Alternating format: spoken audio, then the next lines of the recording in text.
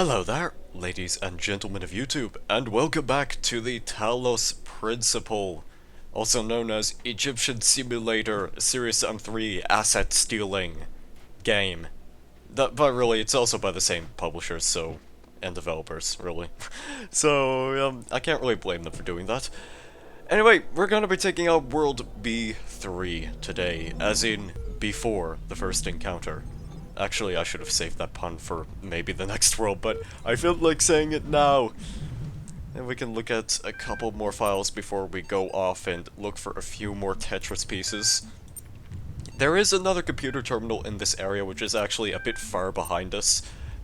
And by far, I mean it's about, I'd say, 7 seconds away from running in this area. And there it is over there, which you can see it blinking at me, and it actually does have one file over here called Soma, which is a pretty entertaining read. So, I would definitely recommend that. Or I could, just like read it right here. Yeah, why not? Let's actually read a file on camera, why not? Names are a funny thing. I remember how much we struggled to come up with a name for our project. All serious scientists name their projects by just translating them to Greek or Latin, right? Corpus made me think of some horrible disease, so we used the Greek word instead, soma, quite appropriate. But then, since we needed corporate funding, we had to come up with a backronym. Corporations love backronyms, you know? They even sent us a list of buzzword-heavy suggestions to help us get started, stuff like self-sufficient, orthostatic modular android, sustainable observant mechanized anthropoid, skeuomorphic omni-adaptable mobile anthropomaton. After a while, we got so frustrated that we started getting silly. Sabertooth, overexcited murder android, sentient orthopedic monkey automaton, strange Olgas menacing assassinbot, superb octopod marinades appelings, satisfying overcooked mint alligator, stinky ornithological meal allocator, skrunk oof minky ack, stupid obscure meaningless acronym. In the end, we all ended up hating the name Soma just because we had so many fights about it with sponsors. So when Alexandra told us the story about the Talos Principle, something caught on. I don't know whether it really fits, but I kind of like it. And yeah, that's a good one. Right then. I think it's about time that we quit wasting said time and actually go look for a few puzzles to solve. And we're gonna start off with this one, which is pretty much kind of there to kind of give you an idea of what to do when you have a bunch of boxes. This sort of teaches you the importance of transportation, where you need to take multiple objects with you in your path. So right now we have this fan, and we could power it with the hedrons, and we technically can do that right now, because we need to send them over that wall, which actually has a ladder to allow us to get by really easily, but we need to take both with us, so we're just going to stand on the button, and not take the wild ride on the fan. We're instead just going to climb it. This area is lacking a ladder, so this is why you need the second box, so that way not only can the box be transported to the other side of that gate, but also yourself, so you can place the box on the button and pick up the T-block. And that is part of a piece of an object which we will be getting later on, but we're going to be collecting a couple pieces here or there for the sake of it, because we simply can. And we're going to move on, take a look at this one called Whoosh! It has a very, very, very exciting name. And yeah, I think I remember how to do this one properly. There's a bunch of fans around here. A lot of them, I'd say pretty much all of them are active right now because they're powered by a bunch of lasers. And some of them are just kind of automatically powered, if I recall correctly. We need to take these fans with us. This is the way to the sigil, but the fan is far too strong for us to pass through it. First we need to take this fan which we got earlier, and unjam that box that's hiding in there, and for some reason there's the ladder in there. I'm not really sure how you could get stuck in there in the first place, but I guess it's possible. And you need to take this fan as well, because that's actually fairly important. There are two boxes we need, and I'm going to set them right over here-ish, for a reason of which will be revealed shortly. Another thing we need to do is we need to stop this laser from doing its thing by running that fan, so before it turns on again, we steal this one, and we bring it over here. And then there should be at least one or two left around here someplace. No, there's this one and that one-ish. Yeah, that should be all of them, I want to say. Yeah, we just need to place this one fan right here, because this one was previously inactive, but it blows you to the other side of the area. It's crazy powerful. And so is this one, too. It basically has the same effect. But to solve this puzzle, we need to reach that one area that's over there. And this fan, the fan that's sort of blocking the sigil, your access to the sigil, is being powered by this laser, as I've already explained. You need to be really quick to get there, so this is why we have to take those fans and place them in the way they are. Otherwise, we simply just wouldn't make it over there. And that is the end of that puzzle for you, so we're gonna leave. And maybe take a look at a couple of QR codes. Dog figured it out, so we could give him credit for doing so. And we also have another conversation right over here. This place is some kind of preserve for human history, and we're the endangered species. Theory: trying to find answers will only bring pain. Ceasing to care is the only escape. Theory: this guy's 10 times more help than you, Samsara, so shut your face. Theory: we're in some kind of incubator waiting to be hatched. We're actually in the Matrix right now, guys. Theory: if you knew how little you know, you wouldn't be exposing it here. I have no idea what's going on. And we're just gonna paint a message right next to my own message, because why not? I've got nothing more productive to do at this moment, and we could just say... I could just repeat myself if I really wanted to. Actually, I'm not really sure if it just gets rid of your previous message, so I'm gonna take a look at that, just be safe. No, you can actually keep both of them here. I think maybe if you leave this area and then come back, then your old message from a previous file will actually have disappeared. But that's kind of cool, because when you go through your second playthrough, you can see your own messages that you've written down, and that's just a neat little feature.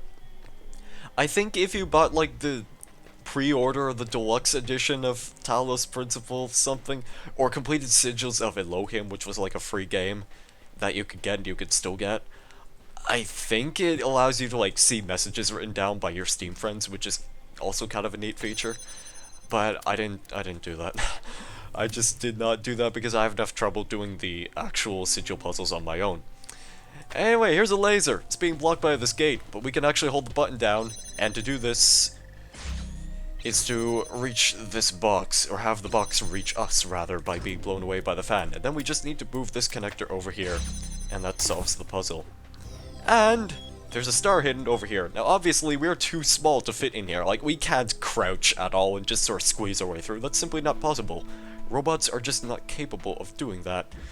But there is, however, this red panel right over here, and that will come into play later, because, again, we're just gonna go ahead and get this star as the final sigil type thing of this area. But for now, we're gonna do this final puzzle called Eagle's Nest. It even has a little help. Seek counsel. Press mouse 1 to seek counsel. And then you should have all the necessary answers. Unless you didn't get any of the messengers yet, which we will be doing eventually, guys. Just bear with me here. I had to get a phone call. So let me explain why this puzzle is actually pretty interesting. This fan right here will not exactly bring the boxes into the area of which you need to bring them in. So what you have to do instead is ride the fan. Now the fan, you pretty much have the exact same weight and trajectory as these boxes do. So what you have to do instead is you have to jump right on here and drop the box mid-air, which is something you can do. And that is certainly required for this puzzle, because you will need 2 of these boxes to actually work with. And unfortunately, we can't exactly land in the pit like those boxes can, because we're still on a momentum scale, but hey, at least there was a ladder there to help us escape. That fan, once again, suffers from the problem of being far too strong for you to pass by. So instead, what we're going to do is jump on these boxes, intersect the laser for a little bit, and grab that fan before it becomes active once more. And that will earn you the sigil. Now then, we can actually go after the star. So we're gonna travel all the way back over here, where there is this temple. And this temple is pretty important. There is one extra step to this area, which is very, very, very, very, very essential to getting the star. And it's not exactly immediately obvious, but that connector up there is actually sitting on top of a hexahedron. I'm I'm pretty sure that's a stationary connector in the first place, but believe me, it's there. You will get a chance to see it in just a moment. What we have to do is we have to jump on here. There should be a jump prompt right around at this point, and you just press space and the game will basically do the rest of the work for you. You do, however, kind of have to take these boxes with you, and instead I'm just going to take this fan off because that's actually kind of annoying. But if you actually position them correctly, like I neglected to do in the first place, then you have to take at least one box with you. And there's a button over here. You press that button, and that holds up that hexahedron along with that connector. The reason this is important is because the puzzle, which is, like, right next to us, that holds the star, requires a connector. To, like, what a shock, right? I bet you didn't figure that one out, even though I already explained it. So you have to use that single connector over here, and this can be a tad finicky because it requires some a very specific place of where you have to place the laser. Like, you can just barely connect it right through here and to this panel. But if you do it right, then you can watch this wall lower and look at all the beautiful dust and smoke effects of this game. It's very riveting. And there's a star. Well, that's about the extent of it. All we really have to do at this point, I think, is just collect 2 Easter eggs, but I'm gonna check and see if the computer is dead. Alright then. I guess we're gonna have to go after the Easter eggs instead. And I'm gonna show... if I can remember where the first one is. I think I might have actually just passed by it. Give me a second, I'll actually remember where things are. This is a professional walkthrough, obviously. Right, so it's this area of the puzzle called Blown Away. If you immediately take a right before you enter the puzzle, there's actually a tunnel down here. This tunnel is kind of special. You'd think this would lead to like some sort of tomb or maybe some sort of ancient treasure, but instead there's just kind of a plant here. And there's also an upside down torch and a couple pillars. You can just walk right through them. This place starts to get a little bit weird the further you get. It is very, very, very psychedelic, you might say. There's even a reference to Minecraft with a bunch of grass blocks that just get gradually tinier. And I actually kind of wonder, it kind of looks like some sort of 3D effect is going on right here. I wonder if you could actually use 3D glasses to get something different out of that. I don't know, though. If you walk out far enough, then you just glitch your way back to the entrance of the puzzle, but that's kind of interesting, I guess. And the second Easter egg is actually tucked away over here, which... I'm kind of arguing on whether or not this one's better. I mean, that one definitely had some cool visual effects, but this one has Pac-Man in it for some reason. But it's better than no reason at all. There's a Pac-Man right here just hiding behind a tree. He looks pretty cute. And that's about it. That is the end of this world, and Sam, unfortunately, does not have anything to say in regards to that, but hey, a completed world is still a completed world. All the sigils, got the star, and we can actually do one quick little sigil puzzle over here for that next object that we require, which is the copy machine. I didn't actually do a test playthrough of this one, so you'll have to forgive me if I take a little bit of extra time trying to solve it, because I'm just generally quite bad with these.